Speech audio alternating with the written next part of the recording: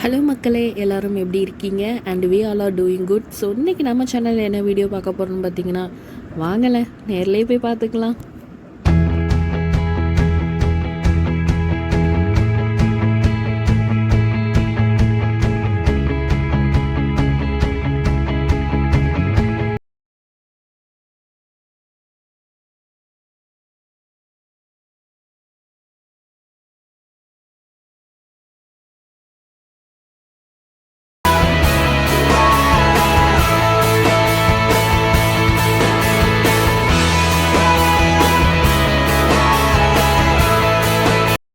ரொம்ப நாள் பிளான் பண்ணிகிட்டு இருந்தோம், போகணும்னு சொல்லிட்டு ஒவ்வொரு டைமுமே மிஸ் ஆகிக்கிட்டே இருந்துச்சு.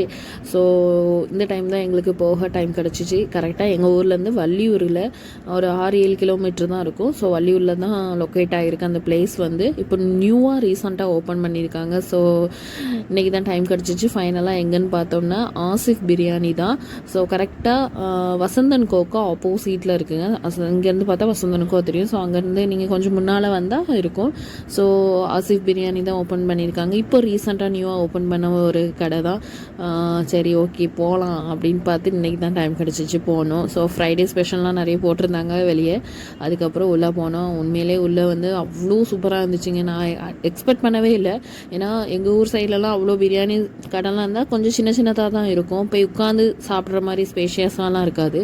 ஆனால் உண்மையிலே அவ்வளோ சூப்பராக இன்டீரியர் ஒர்க் பண்ணி ரொம்ப ஆம்பியன்ஸ்லாம் ரொம்ப சூப்பராக இருந்துச்சு. மைல்டாக அவ்வளோ காமாக அழகாக இருந்துச்சு. அந்த இடத்துல சில்ட்ரன்ஸ்க்கு விளையாடுறதுக்கு ஒரு சின்ன ப்ளே ஏரியா மாதிரி வச்சுருக்காங்க. அதுக்கப்புறம் அந்த சைடில் ஒரு 360 செல்ஃபி பூத், வீடியோ பூத் இருந்துச்சு. அதை பார்த்தோன்னே வரும்போது டெஃபினெட்லி சாப்பிட்டு இதில் எடுத்துகிட்டு தான் போகணும் அப்படின்னு நான் பிளான் பண்ணிட்டு தான் வந்தேன். அதுக்கப்புறம் ஹேண்ட் வாஷ் பண்ணிவிட்டு சாப்பிட்ற ஏரியாவுக்கு நாங்கள் போயிட்டோம்.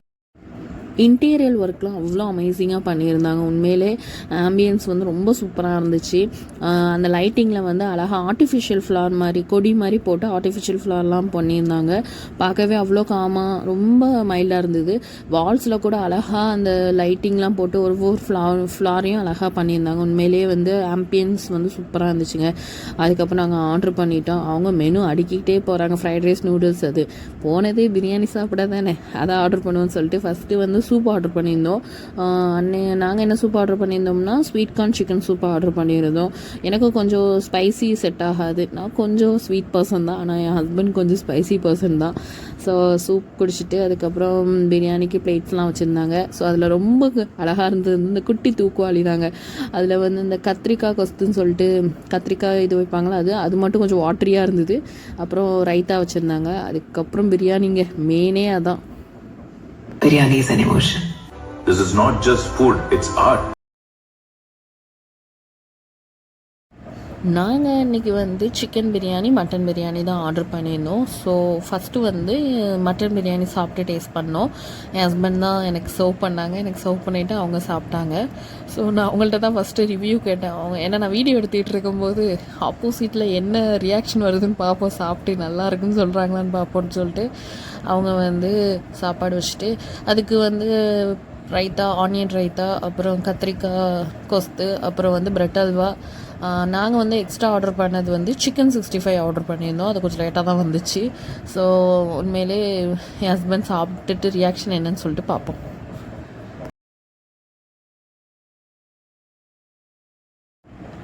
கமெண்ட் வரும்னு எதிர்பார்த்துக்கிட்டே இருக்கேன். என் ஹஸ்பண்ட் மெதுவாக சாப்பிட்டு அப்படி பொறுமையாக யோசிக்கிறாங்க என்ன சொல்லலாம் அப்படின்னு சொல்லிட்டு. ஃபைனலாக சூப்பராக இருக்குன்னு சொன்னாங்க.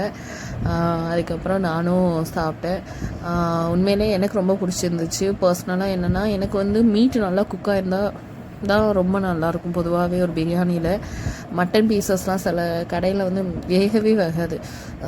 இங்கே உண்மையிலே மீட் நல்ல குக்காக இருந்துச்சு. எனக்கு ரொம்ப பிடிச்சிருந்துச்சு. அது மாதிரி ஜூஸியாக நல்லா சாஃப்டாக நல்லா இருந்துச்சு. ஸ்பைசி கொஞ்சம் கம்மியாக மைல்டாக இருந்தது, ரொம்ப ஸ்பைசியாலாம் இல்லை.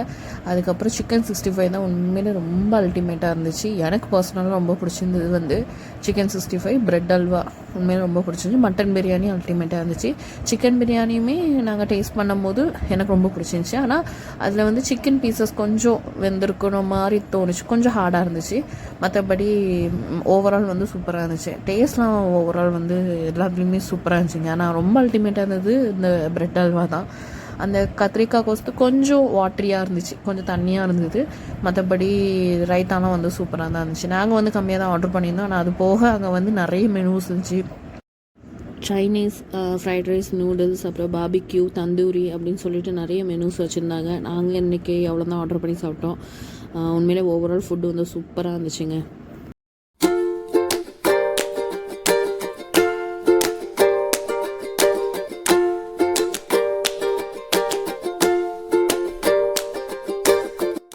ஃபைனலாக ஃபுல்லாக சாப்பிட்டு முடிச்சாச்சு. என் பிளேட்டை பாருங்கள், நான் நீட்டாக சாப்பிட்டேன்.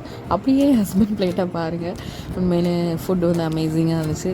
நல்ல திருப்தியாக சாப்பிட்டாச்சு. அதுக்கப்புறம் பில் பே பண்ணிவிட்டு கிளம்பலாம் அப்படின்னு போகும்போது தான் ஐயோ மறந்துடக்கூடாது, ஃபஸ்ட்டே ஸ்டார்டிங்கே நான் இது பார்த்துருந்தேன். 360 டிகிரி செல்ஃபி பூத், அந்த ரோலிங் கேமரா இருந்துச்சு. ஸோ அதில் எப்படி வீடியோ எடுத்தாகணும்னு ஃபஸ்ட்டு என் ஹஸ்பண்டை நீங்கள் போங்க அப்படின்னு சொல்லிட்டு ஏற்றி விட்டேன். அவங்க போஸ் கொடுங்க அப்படின்னு சொன்னால் ஒரு பாய், அவ்வளோதான். அதுக்கப்புறம் நான் எடுத்துகிட்டு கிளம்பியாச்சு அங்கேருந்து. உண்மையிலே ரொம்ப சூப்பராக ஆம்பியன்ஸும் சரி, ஃபுட்டும் சரி, ரொம்ப சாட்டிஸ்ஃபேக்ஷனாக சூப்பராக இருந்துச்சு. கண்டிப்பாக வள்ளியூரில் யாராவது இருக்கீங்க, இல்லை வள்ளியூருக்கு வரீங்க அப்படின்னா கண்டிப்பாக விசிட் பண்ணுங்கள். சூப்பராக இருக்கும், அட்மாஸ்ஃபியரும் சூப்பராக இருக்கும். அதுக்கப்புறம் ப்ரைஸுமே அஃபோர்டபுளாக தான் இருந்துச்சு. கண்டிப்பாக ஃப்ரெண்ட்ஸ் அண்ட் ஃபேமிலிஸ் கூடலாம் வந்தீங்கன்னா கண்டிப்பாக விசிட் பண்ணுங்கள். சேனலை மறக்காமல் சப்ஸ்கிரைப் பண்ணுங்கள். நிறைய பேர் சப்ஸ்கிரைப் பண்ணாமல் பார்த்துட்ருக்கீங்க. ஸோ உங்கள் சப்போர்ட் எனக்கு வேணும், கண்டிப்பாக சப்போர்ட் பண்ணுங்கள். ஸோ வீடியோ பிடிச்சிருந்தா லைக் பண்ணுங்கள், ஷேர் பண்ணுங்கள், சப்ஸ்கிரைப் பண்ணுங்கள். Thank you for watching.